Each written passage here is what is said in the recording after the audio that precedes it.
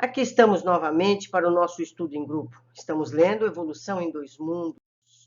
E hoje vamos aprender... Começamos a segunda parte agora. Alimentação dos desencarnados. Olha que interessante. Como se verifica a alimentação dos espíritos desencarnados?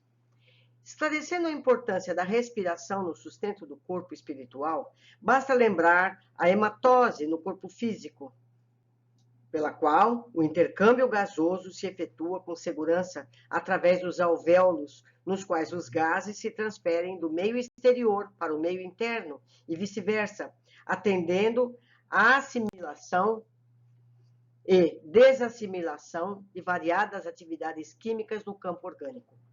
O oxigênio, que alcança os tecidos, entra em combinação com determinados elementos, dando em resultado o anidro carbônico e a água, com produção de energia destinada à manutenção das províncias somáticas. Estudando a respiração celular, encontraremos junto aos próprios arraiais da ciência humana problemas somente equacionáveis com a ingerência automática do corpo espiritual nas funções do veículo físico, porque os fenômenos que lhes são consequentes se graduam em tantas fases diversas que o fisiologista, sem noções do espírito, elaborá-los-á sempre com perplexidade de quem atinge o insolúvel. Sabemos que para a subsistência do corpo físico é imprescindível a constante permuta de substâncias com incessante transformação de energia.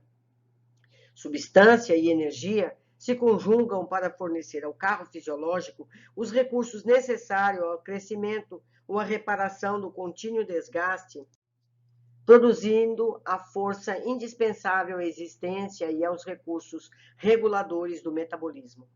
O alimento comum ao corpo carnal experimenta de início a digestão, pela qual os elementos coloidais indifusíveis se transubstanciam em elementos cristalóides difusíveis, convertendo-se ainda a matérias complexas em matérias mais simples, acessíveis à absorção, a que se sucede a circulação dos valores nutrientes suscetíveis de aproveitamento pelos tecidos, seja em regime de aplicação imediata, seja no de reserva, destinando-se os resíduos à expulsão natural.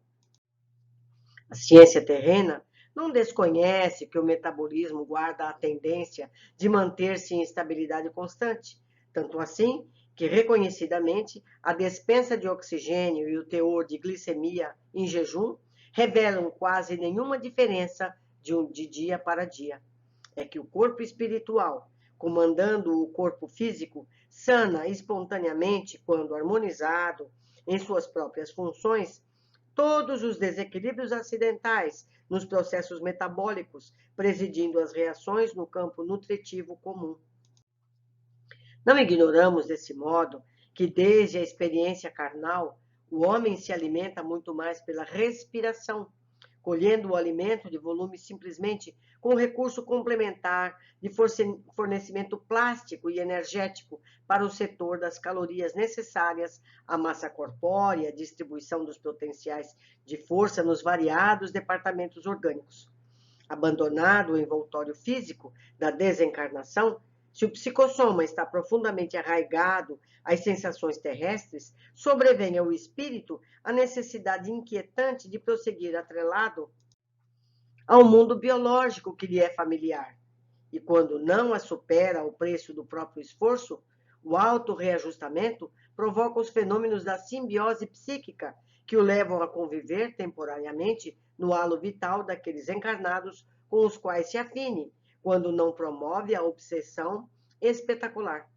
Na maioria das vezes, os desencarnados em crise dessa ordem são conduzidos pelo agente da bondade divina aos centros de reeducação do plano espiritual, onde encontram alimentação semelhante à da terra, porém fluídica, recebendo-a em porções adequadas até que se adaptem aos sistemas de sustentação da esfera superior, em cujos círculos a tomada de substância é tanto menor e tanto mais leve quanto maior se evidencie o enobrecimento da alma, porquanto pela difusão cutânea o corpo espiritual Através de sua extrema porosidade, nutre-se de produtos sutilizados ou síntese quimio-eletromagnéticas, auridas no reservatório da natureza e no intercâmbio de raios vitalizantes que reconstituem do amor com que esses seres se sustentam entre si.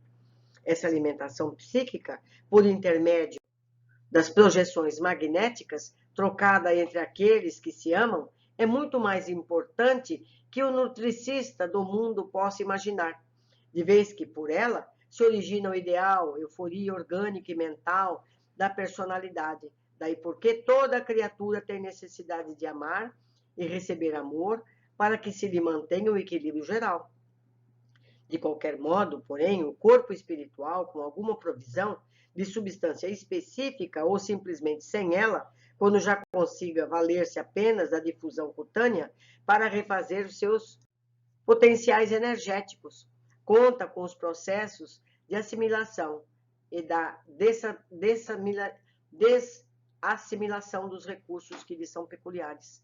São prescindindo do trabalho de exsudação dos resíduos pela epiderme ou pelos emuctórios normais, compreendendo-se, no entanto, que pela harmonia de nível nas operações nutritivas e pela essencialização dos elementos absorvidos, não existem para o veículo psicossomático determinados excessos e inconveniências dos sólidos e líquidos da excreta comum. Uberaba, 16 de abril, 1958. Eu lembro a todos que no primeiro livro da série, várias vezes é citada a alimentação.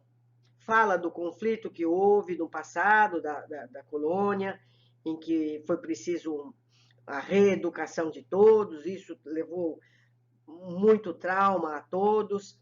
E nos últimos, depois desse trauma todo, o André comia ligeiros alimentos na casa do Lísias, vocês lembram desses fatos? Então, são alimentos muito sutis, mas ainda alimentos. Porque vale lembrar que o nosso lar não está em plagas muito altas, está bem junto da gente, com espíritos ainda não tão iluminados, não é mesmo? Bom, terminamos um capítulo muito interessante, e como eu já disse, os capítulos estão ficando mais fáceis da gente entender, não é verdade? Eu agradeço a companhia de todos e eu espero no próximo capítulo.